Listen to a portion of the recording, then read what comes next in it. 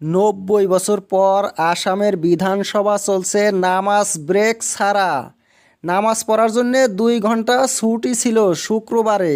মুসলমান এমএলএরা নামাজ পড়তে যেত, কিন্তু মুখ্যমন্ত্রী হিমন্ত বিশ্ব শর্মা সেটা নিষিদ্ধ করে দিয়েছে। মুসলমানরা নামাজ পড়বে না, কি করবে সেটা আমরা জানি না, আমরা বুঝি না।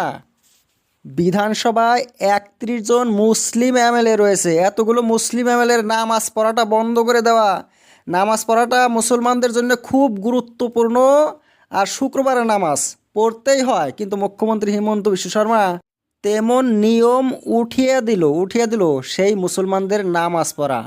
ইউডিএফের এমএলএরা বাধা দিয়েছিল, বলছিল এমন কাজ করা যাবে না, কিন্তু শোনে নাই মুখ্যমন্ত্রী ইউডিএফের এমএলএর কথা। রফিকুল ইসলাম ইউডিএফের এমএলএ বলছে এটা সুস্থ গণতন্ত্রের জন্য মোটেই শোভনীয় নয়। মুসলমানদেরকে আঘাত করাটাই হয়েছে, মুসলমানদেরকে কষ্ট দেওয়াটাই হয়েছে আরএসএস বিজেপির রাজনীতির মূল মন্ত্র। মুসলমানদেরকে কষ্ট না দিলে, মুসলমান বিরোধী কাজ না করলে কি আর হিন্দুরা খুশি হবে?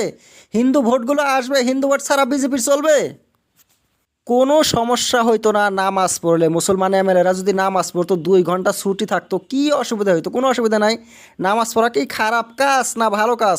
পূজা করার জন্যে মন্দিরের পাশে বিজেপি টাকা খরচ করে, এত কিছু করে হিন্দুদের জন্যে, আর মুসলমানরা 2 ঘন্টা নামাজ পড়বে তাও নাকি সহ্য হয় নাই। কেমন রাজনীতি! আপনারা জানেন হিন্দুদের বেদ, হিন্দুদের যে ধর্মগ্রন্থ বেদ, সেখানেও মহান আল্লাহ তাআলাকে সবচেয়ে বেশি প্রশংসা করা হয়েছে। সেই আল্লাহর প্রশংসার জন্যে নামাজ পড়া হয়, কিন্তু সেই হিন্দুত্ববাদী কেমন হিন্দু দেখেন, নামাজের বিরোধিতা করছে, আল্লাহর বিরোধিতা করে বলে হিন্দু। হিন্দুদের কোন গ্রন্থের মধ্যে লেখা আছে যে মুসলমানদের নামাজ পড়া উঠিয়ে দিতে হবে?